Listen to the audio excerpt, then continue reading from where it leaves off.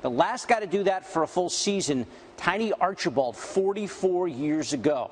The Beard has remade himself as a point guard. No surprise with his basketball IQ. One head coach said LeBron is the only player in the league smarter than Harden, who sat down with the undefeated's Mark Spears. This dude has shown up, and he has flat out balled. He does it all on the offensive end. What a game for the Beard. He's as cold-blooded as they come. What did Mike D'Antoni do for you by putting the ball in your hands, and what did you think about that idea from the beginning? It made my job a lot easier. I mean, for me as a shooting guard, having to, run down the court and then get the ball in my hands, I can just dribble up and call the play. He has a lot of trust and confidence in me.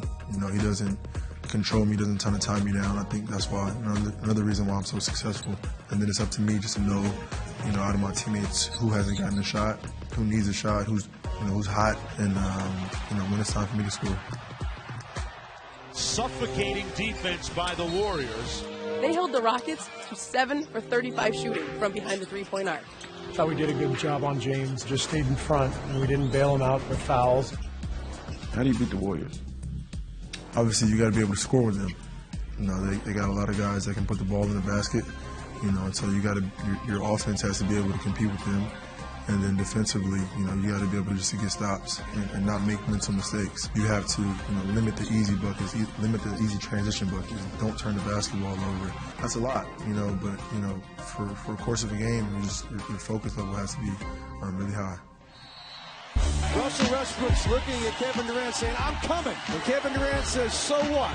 It feels like we're in a big soap opera, reality TV show. I told you guys I'm not answering any more Kevin questions.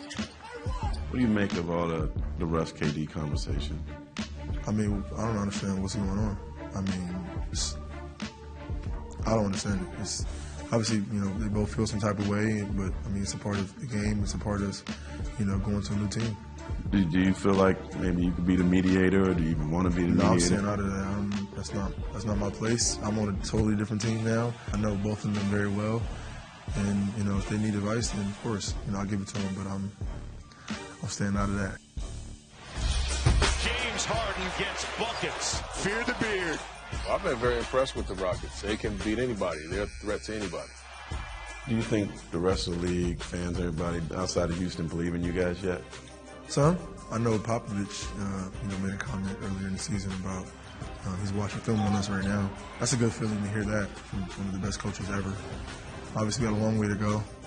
We're still fairly new. We played a half a season together, but we're in the right direction. Mark Spears, an in-depth conversation with James Harden, and Mark joins us now. So give us the biggest revelation from the time you spent with Harden there, Mark. I think it's the last thing he talked about. He believes that people are sleeping on him, that this team is underrated. That's usually talk you hear with the Spurs. But look, this team has 42 wins, more wins than the Cleveland Cavaliers. They're third in the Western Conference, and they're a scary team to play. I saw them in New Orleans last week, and Lou Williams now with Eric Gordon coming off the bench, banging threes, and you got James doing what James is doing with his triple-doubles.